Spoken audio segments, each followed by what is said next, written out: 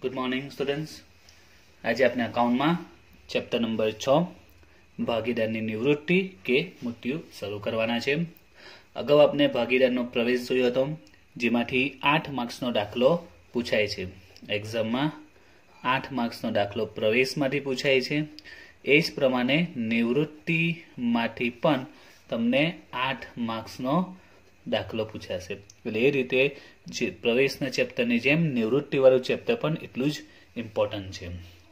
તો પ્રવેશમાં આપણે જોયું હતું કે બે ભાગીદારો છે એ અને બી, એક ત્રીજો નવો ભાગીદાર ધંધામાં એન્ટર થાય છે।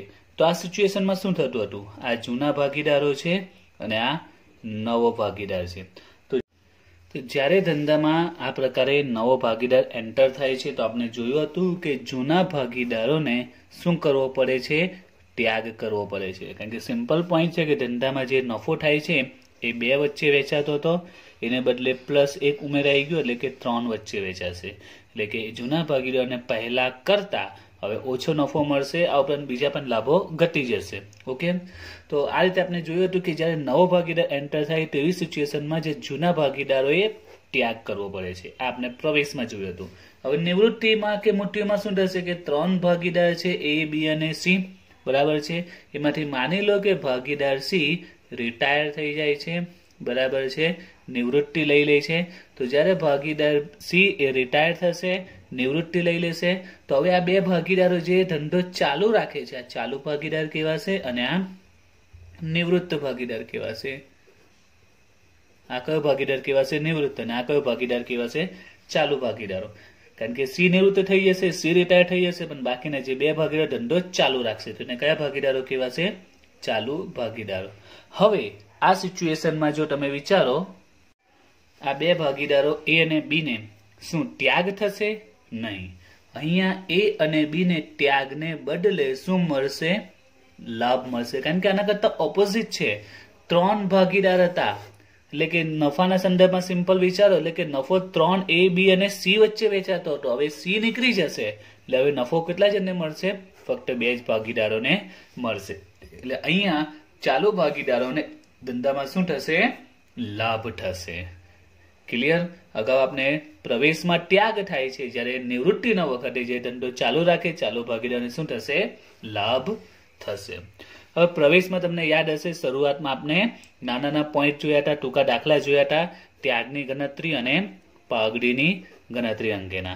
તો એ જ પ્રકારે આપણે નિવૃત્તિમાં પણ સૌથી પહેલા આપણે લાભની ગણતરીની જોઈશું કે લાભનું પ્રમાણ કઈ રીતે શોધાય અને નવું પ્રમાણ કઈ રીતે શોધાય એની ગણતરી સમજીશું, અને સાથે સાથે એમાં પણ પાઘડીની ગણતરી આવશે, એની ગણતરી આપણે સમજીશું। જે રીતે પ્રવેશમાં પ્રેક્ટિસ કરી હતી શરૂઆતમાં ટૂંકા દાખલાની, એ જ રીતે આપણે નિવૃત્તિમાં પણ એ જ રીતે શરૂઆત કરીશું।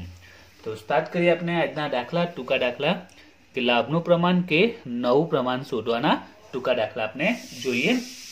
तो जो एमां पहलो दाखलो छे, ए, बी अने सी एक पेढीना 3:2:1 ना प्रमाणमां नफो नुकसान वेचता भागीदारो छे। नीचे आपेल संजोगोमां लाभ ऑब्लिक नवु प्रमाण शोधो। એટલે अलग अलग सिच्युएशन आपी छे, ए निवृत्त थाय के बी निवृत्त थाय के सी निवृत्त थाय, आ त्रणेय सिच्युएशन में आपने लाभ के नवु प्रमाण शोधवानुं छे। तो जो आपने पहलो जे क्वेश्चन आपेलो छे कि जो ए निवृत्त थाय, तो जो बहुत सिंपल छे लाभनी गणतरी आमां। तो आपने पहला भागीदारो लखी दईए। भागीदारो कया छे? तो भागीदारो छे ए, बी अने सी। एमनु जूનું પ્રમાણ કેટલું છે? તો એમનું જૂનું પ્રમાણ છે 3:2:1। હવે જો સમજો, એ, બી અને સી એક પેઢીના ભાગીદાર છે જે 3:2:1 માં નફો નુકસાન વેચે છે, અને આપણે કીધું કે નીચે આપેલ સંજોગોમાં લાભ કે નવું પ્રમાણ શોધવાનું છે। પહેલો સંજોગ છે કે જો એ નિવૃત્ત થઈ જાય, તો તમારે કરવાનું શું? ધ્યાનથી જો કે આ એ શું થાય છે? નિવૃત્ત થાય છે, ને બોક્સ બનાવી દો। ए निवृत्त थाय छे अने चौकट मारी दो कि आ निवृत्त थई गयो छे। तो हवे आपने शोधवानुं छे नवुं प्रमाण अने लाभनुं प्रमाण। तो विद्यार्थीओ आ दाखलो घणो सिंपल छे, नवुं ने लाभनुं प्रमाण शोधवुं। निवृत्त कोण थई गयो? ए निवृत्त थई गयो, एने चौकट मारी दो, एने काढी नाखो, तो भागीदारो बी अने सी ज बच्या। तो लोकानुं नवुं प्रमाण शुं हशे? तो आ ए तो चाल्यो गयो, तो बी अने सी मां केटला बच्या? 2 અને 1। तो आज एमनुं नवुं प्रमाण कहेवाशे, अने आज એમનું લાભનું પ્રમાણ કહેવાશે. ખબર પડી ગઈ? તો એકદમ સિમ્પલ છે.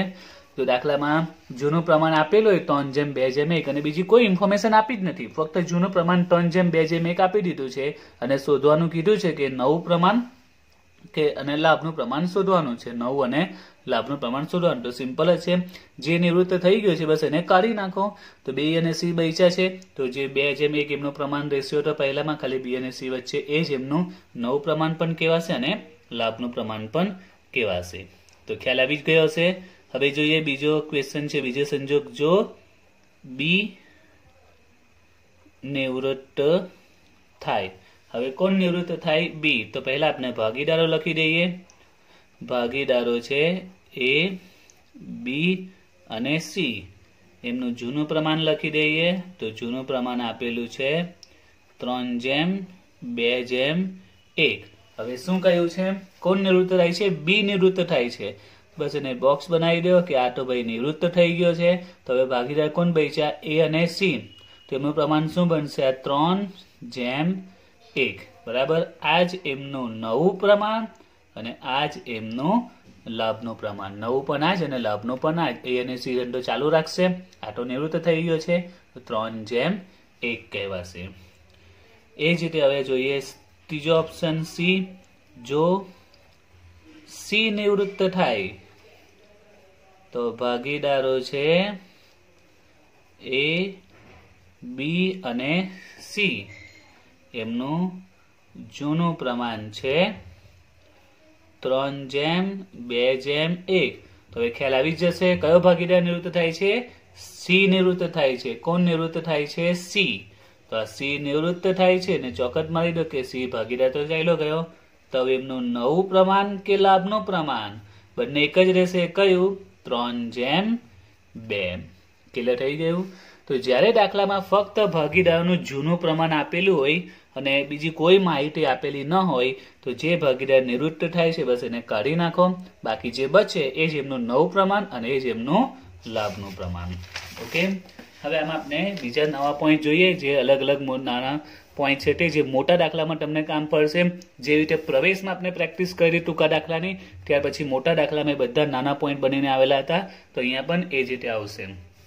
જો ભાગીદારો P, Q અને R 3:2:1 પ્રમાણમાં નફો નુકસાન વહેંચે છે. તો આપણે લખી દઈએ ભાગીદારો કયા છે?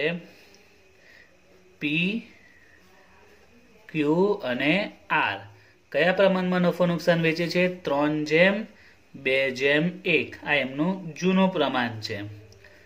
3:2:1 પ્રમાણમાં નફો નુકસાન વેચે છે. ભાગીદાર R નિવૃત્ત થાય છે. જો આ ચેપ્ટરમાં એક પોઈન્ટ ખાસ યાદ રાખજો. જે નિવૃત્ત થાય ને એ ટાઈમ બોક્સ બનાવી દેજો એટલે તમને કોઈ કન્ફ્યુઝન રહે નહીં અને ક્રોસ કરી દો કે આ ભાઈ ચાલ્યો ગયા છે. બરાબર. R નિવૃત્ત થાય છે અને P અને Q નું નવું પ્રમાણ 2:3 છે. તો જો દાખલામાં નવું પ્રમાણ આપી દીધું છે, P અને Q નું નવું પ્રમાણ કેટલું છે? 2:3 છે. 2:3 P અને Q નું નવું પ્રમાણ. તો શું શોધવાનું છે? લાભનું પ્રમાણ આપણે શોધીશું. બરાબર છે. તો હવે આ દાખલો બી સિમ્પલ છે. અગાઉના આપણે ચેપ્ટરમાં ભણી જ ગયા છે. લાભના પ્રમાણનું આપણે સૂત્ર તમને ખ્યાલ હશે જ. શું હતું લાભના પ્રમાણનું સૂત્ર? નવું પ્રમાણ માઇનસ જૂનું પ્રમાણ. જો નવું અને જૂનું પ્રમાણ બંને આપેલું હોય, જો આપણે જે પહેલો દાખલો જોયો ને એમાં ફક્ત જૂનું પ્રમાણ આપેલું હતું, એ સિવાય બીજી કોઈ માહિતી ન હતી, તો આપણે આ પ્રકારે ડાયરેક્ટ નવું અને લાભનું પ્રમાણ મળી જાય. જ્યારે આ દાખલામાં જૂનું અને નવું બંને આપેલું છે તો આપણે લાભનું પ્રમાણ શોધતા આવડે છે. લાભના પ્રમાણનું સૂત્ર મૂકી દઈએ. નવું પ્રમાણ માઇનસ જૂનું પ્રમાણ. તો પહેલા આપણે શોધીએ ભાગીદાર P માટે. તો ભાગીદાર P નું નવું પ્રમાણ કેટલું છે? 2. હવે છેદમાં કેટલા આવશે? બંનેનો સરવાળો 2 ને 3 5 માઇનસ એનું જૂનું પ્રમાણ. તો P નું જૂનું પ્રમાણ 3. હવે 3 ના છેદમાં કેટલા આવશે? ટોટલ લેવાના. 3:2:1 પ્રમાણ છે એ લોકોનું. 3:2:1 એટલે ટોટલ કેટલો છે? 6. 3:2:1 એટલે 3 ના છેદમાં કેટલા આવશે? 6 આવશે. ખ્યાલ આવ્યો? આ 2 ને 3 એનો ટોટલ 5 આવે. તો 2 ના છેદમાં 5 અને જૂનું પ્રમાણ 3 ના છેદમાં 6. તો લસા લઈશું તો 5 અને 6 છે તો 30 આવશે. અહીંયા 6 વડે ગુણીશું, અહીંયા 5 વડે ગુણીશું. તો 6 દુ 12 અને 5 તલી 15 છેદમાં આવશે 30. તો 12 - 15 તો -3 ના છેદમાં 30 આવે છે. હવે એ જ પ્રમાણે આપણે ક્યુ નું શોધીએ. તો ક્યુ નું નવું પ્રમાણ છે 3 ના છેદમાં 5 અને એનું જૂનું પ્રમાણ છે 2 ના છેદમાં 6. તો અહીંયા પણ લસા 30 જ આવશે. તો 6 તલી 18, 5 દુ 10, આખાના છેદમાં 30 આવશે. 18 - 10 એટલે 8, 8 ના છેદમાં 30. હવે વિદ્યાર્થીઓ તમને યાદ હશે અગાઉ આપણે ચેપ્ટરમાં દાખલા જોઈ લીધા છે. તમે કયું સૂત્ર વાપર્યું છે? લાભનું સૂત્ર વાપર્યું છે. એટલે તમને જે મળે તેને શું કહેવાય? લાભ જ કહેવાય. એટલે તમને આ જે મળે છે તેને શું કહેવાય? લાભ કહેવાય. પરંતુ અહીંયા જવાબ માઇનસમાં આવ્યો છે. તમે ભણી ગયા છો જો જવાબ માઇનસમાં આવે તો એ શું કહેવાય? ત્યાગ કહેવાય. બરાબર છે? આપણે આ પોઈન્ટ ભણી ગયા છે. જો આન્સર માઇનસમાં આવે તો એ શું કહેવાશે? ત્યાગ કહેવાશે. લાભ ન કહેવાય. ઓકે, તો આપણે પૂછેલું છે લાભનું પ્રમાણ શોધો. તો આપણે લખી દઈશું કે અહીં ભાગીદાર પી 3 ના છેદમાં 30 ભાગનો ત્યાગ કરે છે અને ભાગીદાર ક્યુ એ 8 ના છેદમાં 30 ભાગનો લાભ મેળવે છે. ઓકે, હવે જોઈએ આગળ દાખલા નંબર 3. x, y અને z એક પેઢીના ભાગીદારો છે જેઓ 4:3:3 ના પ્રમાણમાં નફો નુકસાન વહેંચે છે. ભાગીદારો કયા છે? x, y અને z. કયા પ્રમાણમાં નફો નુકસાન વેચે છે? 4:3:3. આ એમનું જૂનું પ્રમાણ આપેલું છે 4:3:3. ભાગીદાર y નિવૃત્ત થાય છે. કોણ નિવૃત્ત થાય છે? y નિવૃત્ત થાય છે. એટલે એના પર ચોકટ મારી દે કે આ ભાઈ ગયા. y નો ભાગ x અને z 3:2 ના પ્રમાણમાં વહેંચી લે છે. જો અહીંયા નવો પોઈન્ટ આવ્યો છે કે y નો ભાગ x અને z 3:2 ના પ્રમાણમાં શું કરે છે? વહેંચી લે છે. y નો જે ભાગ છે તે x અને z 3:2 ના પ્રમાણમાં વહેંચી લે છે. તો જો આમાં કઈ રીતે વહેંચવાનો? માની લો કે y નો ભાગ, એક એક્ઝામ્પલ આપું છું. ધારો કે જો y નો ભાગ માની લો કે 5000 હોય. y નો ભાગ કેટલો હોય? 5000. હવે x અને z 3:2 માં વહેંચી લઈ તો આપણે વાત કરીએ x અને z એ લોકો કયા પ્રમાણમાં વહેંચી લે છે? 3:2 ના પ્રમાણમાં. હવે y નો ભાગ કેટલો છે? 5000. એ લોકો કયા પ્રમાણમાં વહેંચી લે છે? 3:2 માં વહેંચી લે છે. એટલે કે આ 5000 ને એ લોકો શું કરશે? 3:2 માં વહેંચી લેશે. એટલે ગુણ્યા 3/5 ગુણ્યા 2/5. તો કેટલા થશે?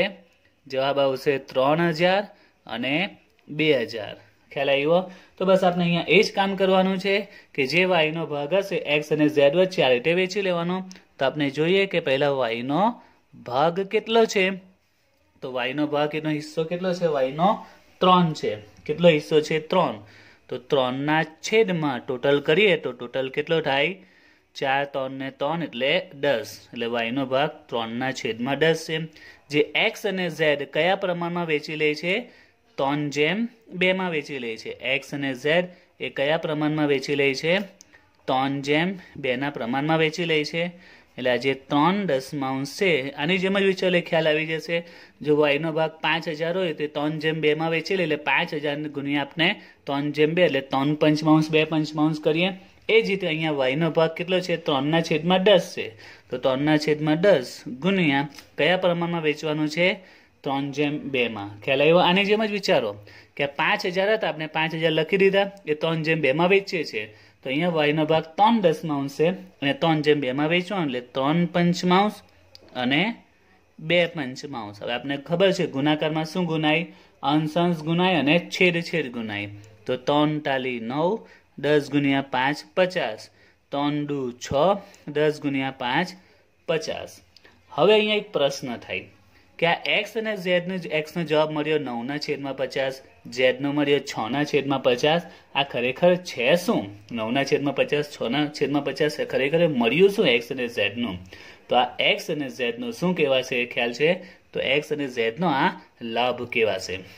આ શું કહેવાશે? એમનો લાભ કહેવાશે. આ લાભનું પ્રમાણ મળી ગયું આના પરથી. હવે કઈ રીતે લાભ કહેવાય તો જો સમજાવું. A, B અને C બરાબર છે. આ ત્રણેય એક પેઢીના ભાગીદારો છે. માની લો કે નફાની વાત કરીએ કે ધંધામાં નફો એ લોકો સરખે હિસ્સે નફો નુકસાન વેચે છે. નફો નુકસાન કઈ રીતે વેચે છે? સરખે હિસ્સે. એનું જૂનું પ્રમાણ કયું છે? 1:1:1. માની લો કે પેઢીમાં નફો 90,000 થયો છે. તો ત્રણેયને કેટલો નફો મળે? 30,000, 30,000 અને 30,000. બરાબર. હવે આ 2000 ને ચલો વાત કરીએ 19 ની, 2018 ની વાત કરીએ. હવે 2019 માં માની લો કે એમાં બી નફો 90,000 જ થયો છે. હવે 2019 માં સી ચાલ્યો જાય છે. તો આ સી ના ભાગના જે 30,000 છે હવે કોને મળશે? એ અને બી ને જ મળશે ને. તો સી ના ભાગના એ લોકોના 30 તો ચલો આવી ગયા, પ્લસ આ સી ના ભાગના જે 30,000 છે એ કોને મળી જશે? એ ને બી ને મળી જશે. એટલે એ ને બી ને લાભ જ થયો ને. અહીંયા એક સિમ્પલ પોઈન્ટ છે. ચાલુ ભાગીદારનો લાભ કેમ થાય છે? કારણ કે સી ચાલ્યો જશે તો એના ભાગની જે રકમ છે એ બધી હવે કોને મળશે? એ ને બી ને મળશે. બરાબર છે. તો આમાં સ્પષ્ટ કહ્યું છે કે જે વાય નિવૃત્ત થાય છે એનો ભાગ એક્સ અને ઝેડ 3:2 માં વેચી લે છે. એટલે આ લાભનું પ્રમાણ બનશે. એક્સ અને ઝેડ નો શું કહેવાશે? લાભ કહેવાશે. કારણ કે વાય ચાલ્યો ગયો એનો ભાગ આ લોકો લઈ લે છે, 3:2 માં લઈ લે છે. આ શું કહેવાશે? એમનો લાભ કહેવાશે. એટલે આના પરથી આપણે કયું પ્રમાણ મળશે? લાભનું પ્રમાણ મળશે. તો જો બંનેના છેદ કેવા છે? સરખા જ છે. એટલે 9:6. બંનેને 3 વડે આપણે ઉડાવીએ તો 3 તાલી 9 અને 3 દુ 6.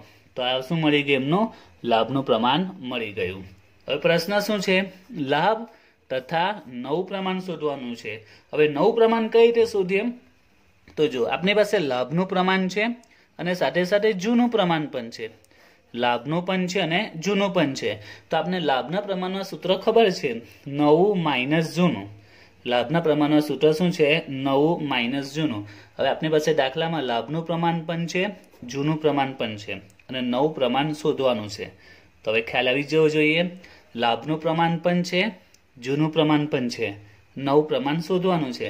તો બોલો નવું પ્રમાણ શોધવું હોય તેનું સૂત્ર શું બને?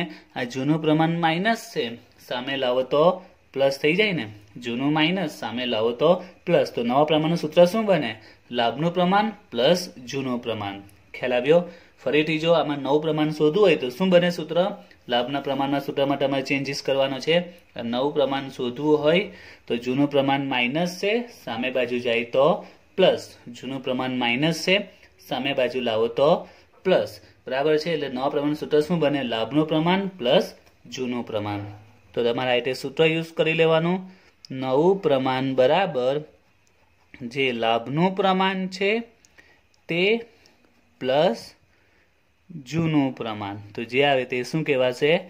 નવું પ્રમાણ કહેવાશે. ઓકે. તો આપણે વાત કરીએ સૌથી પહેલા x ની.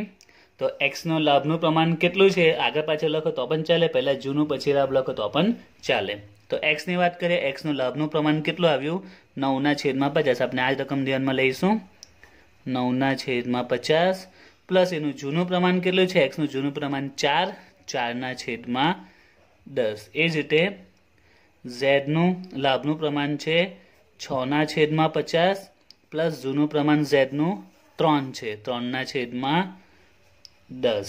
હવે બંનેના લસા લઈએ તો અહીંયા 50 છે, અહીંયા 10 છે, 50 છે 10 છે, તો કેટલા વડે ગુણીશું? આપણે 5 વડે ગુણીશું બીજામાં. તો 9, 5 ચોક 20/50. એ જ પ્રમાણે અહીંયા 6 પ્લસ 5 તાલી 15/50. તો અહીંયા 29/50, 15 ને 6 21/50. તો કે એનું નવું પ્રમાણ શું બનશે? તો નવું પ્રમાણ આવશે કયા ભાગીદારનું? x અને z નું. શું બનશે? છેદ સરખા જ છે એટલે નવું પ્રમાણ આવશે 29/21. ઓકે. હવે જોઈએ આગળ દાખલા નંબર 4. ચોથો દાખલો જોઈએ આગળ. એ, બી અને સી એક પેઢીના ભાગીદારો છે. ભાગીદાર એ નિવૃત્ત થાય છે. તો ચલો આપણે લખી દઈએ. ભાગીદારો કોણ છે? એ, બી અને સી છે. ભાગીદાર એ નિવૃત્ત થાય છે. ભાગીદાર એ નો ભાગ બી ને મળશે. લાભ તથા નવું પ્રમાણ શોધો. તો વિદ્યાર્થીઓ, સૌથી પહેલું કામ આપણે દરેક દાખલામાં શું કરીએ છીએ? જૂનું પ્રમાણ લખવાનું.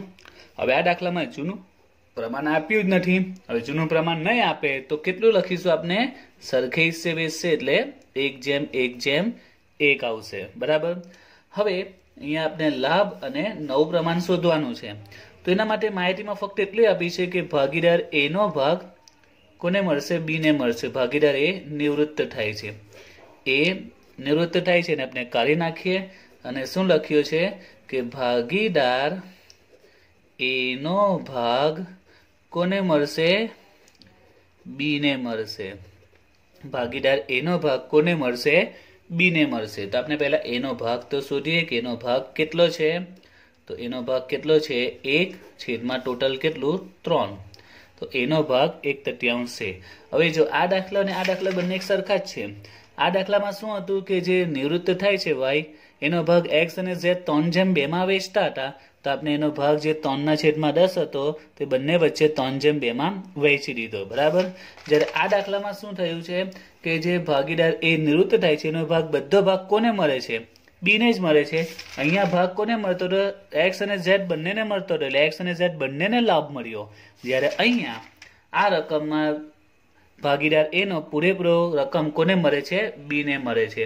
એટલે આપણે જો લાભનું પ્રમાણ આના પરથી મળશે તો બી અને સી આ જે 1/3 છે પૂરેપૂરા કોને મળી ગયા? બી ને મળી ગયા. જ્યારે સી ને તો કંઈ મળ્યું જ નથી. એટલે આપણે 0 લખી દઈએ કારણ કે એને કઈ રકમ મળી નથી. એટલે અહીં કોને લાભ થાય છે? ફક્ત બી ને 1/3 ભાગનો શું મળે છે? લાભ મળે છે. જ્યારે સી ને વાત કરીએ તો સી ને તો લાભ પણ નથી કે ત્યાં આગળ એને કંઈ મળ્યું જ નથી. બરાબર છે. લાભ કે ત્યાગ એને કંઈ મળ્યું નથી. લાભ પણ નથી મળ્યો અને ત્યાગ પણ નથી કર્યો. ક્લિયર.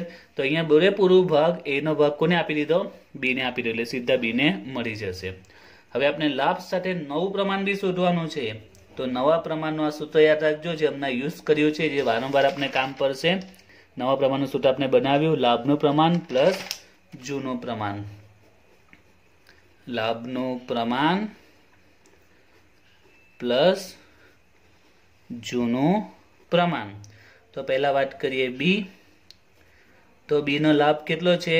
1/3 છે. જ્યારે સી ને તો લાભ મળ્યો જ નથી તો આપણે 0 લખી દઈએ. પ્લસ એમનું જૂનું પ્રમાણ. તો બી નું જૂનું પ્રમાણ છે 1/3 અને સી નું પણ જૂનું પ્રમાણ છે 1/3. અહીંયા છેદે સરખા છે. 1 + 1 એટલે 2/3. જે અહીંયા તો 0 જ છે એટલે 1/3 આવશે. તો શું બનશે નવું પ્રમાણ? તો નવું પ્રમાણ બનશે 2:1. 2:1 એ થયું એમનું નવું પ્રમાણ. હવે જોઈએ આગળ દાખલા નંબર 5 જોઈએ.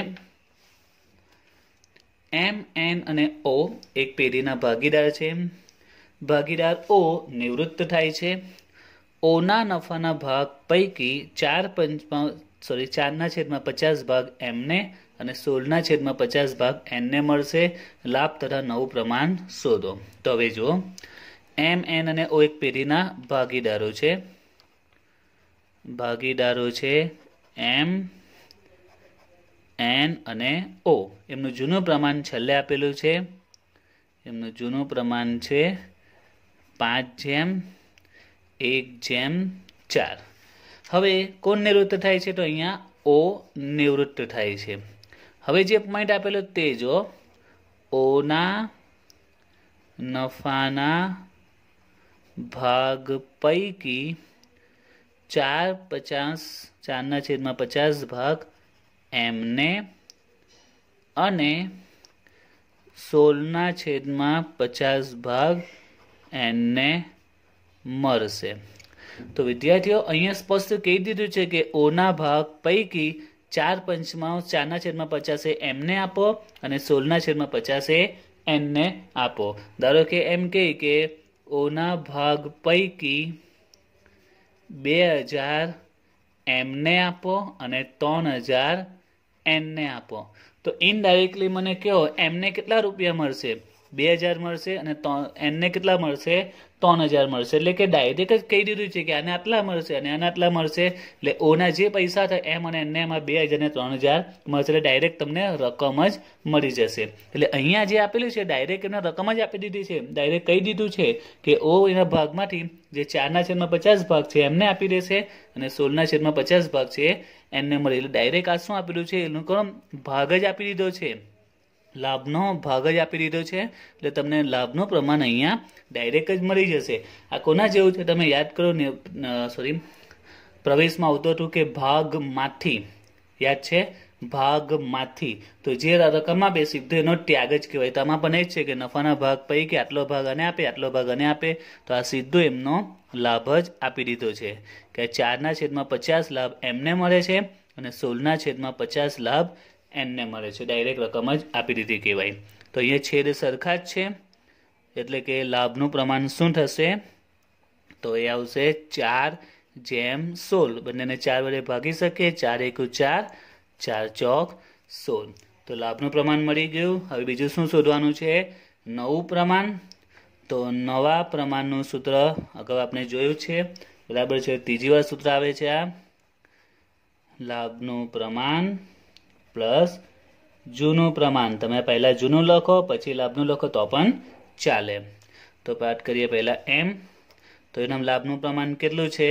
4/50 અને આનું લાભનું પ્રમાણ 16/50 પ્લસ એમનું જૂનું પ્રમાણ જોઈએ તો એમનું જૂનું પ્રમાણ કેટલું છે? 5। 5/5 ને 4, 9 ને 1 10 અને એનનું જૂનું પ્રમાણ છે 1।